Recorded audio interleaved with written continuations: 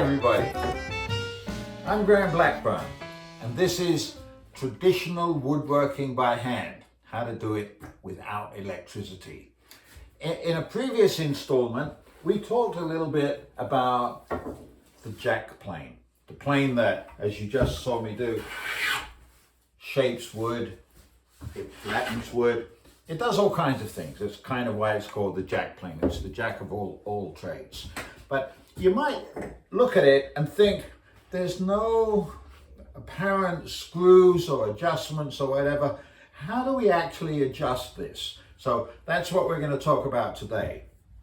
The first thing that you have to know is, how do you get the blade and the wedge out?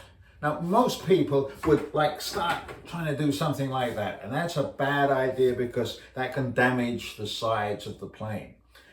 If you look carefully, you'll find that most jack planes on the toe, that's the proper name for the front of the plane, they have the end of a piece of end grain that's been put in there. That's known as the strike pin. And look what the magic that the strike pin does. You can see that the wedge and the iron is really firm in there, it won't come out.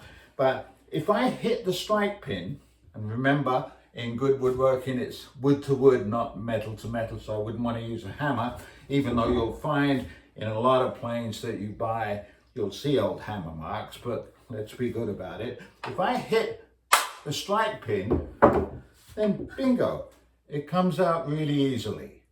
So that's the first secret that you need to know about how to adjust a jack plane. Now, having gotten the wedge and the iron, this is properly known as the iron, you might call it the blade, but it's actually a two-piece thing. It consists of, if we take it apart here, I can show you, it consists of a cap iron and the actual cutting iron. The purpose of the cap iron is to prevent any shaving that you take if you happen to be planing against the grain of the wood, and I'll show you what that means, from the shaving that you take running back into the wood. But before we get there, we have to learn something else. We have to learn how you actually adjust the blade. When I put this in together, nice and firm, you can see it won't come out again. To be sure, I might even give it a little tap. I have to know how to adjust the depth of the blade, how to take a thin shaving or a thick shaving. Let's see what we've done here. Oh, I can't do anything. That means that the blade is actually sticking out too far. So this is the next thing to learn. How do I get the blade to retract? Well, it's kind of the opposite of what I did to release the wedge and the cap iron. Instead of hitting the front, if I hit the back of the plane, that will have the effect of, look, now I'm moving across the wood and the blade has been retracted. So far, I'm not taking any shaving at all. So now the question is, how do I get the blade in again? Well, resist the temptation to take a hammer and start hammering on the blade. You'll find that a lot of old second-hand planes, like this one here, people have done that. And you'll see how they've damaged the edge of the blade. There's a much easier, more sophisticated way of doing that. And if you can remember any of your high school physics ergonomics lessons, it'll be a little understandable. If I want the blade to retract, I tap the back of the plane. It's called the heel. If I want the blade to go in, I tap the toe. So right now, nothing's happening, right? So I want the blade to extend in a little bit. I simply tap the front, and already I'm beginning to take a shaving. So just keep doing that until eventually you get exactly the depth that you want. And here we go.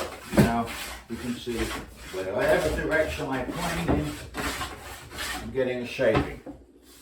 If I think these shavings are too thick, I want to take them thinner. Once again, just tap the back of the plane, and bingo, I've adjusted the blade.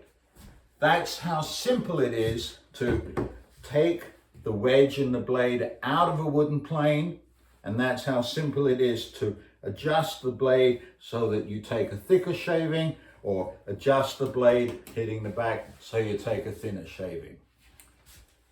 So, having talked about how to remove the wedge in the iron, and having talked about how to adjust the depth of the blade so you take a thinner or a thinner shaving by tapping the toe of the plane or the heel of the plane, there's one more thing that you need to know, and that has to do with the mouth of the plane. That's the gap in which the shaving comes out. If this gap between the cutting edge and the front of the plane is too wide, then you're very likely to get what we call tear out, and I can show you what that is, when you plane against the grain. So it's important that the mouth be really tight. And that's what we're going to talk about next time. We're going to talk all about how to remouth the plane. And you'll see why you have to do that. If you look at this plane that I just found at a flea market, this mouth is much too wide to be able to plane properly. And we're going to show you how to fix this so that you get a really narrow mouth there. So thanks for watching. Don't forget to hit the subscribe button so you don't miss the next installment. If you want to know anything more, then feel free to contact me through my website. Thanks for watching, and we'll see you next time.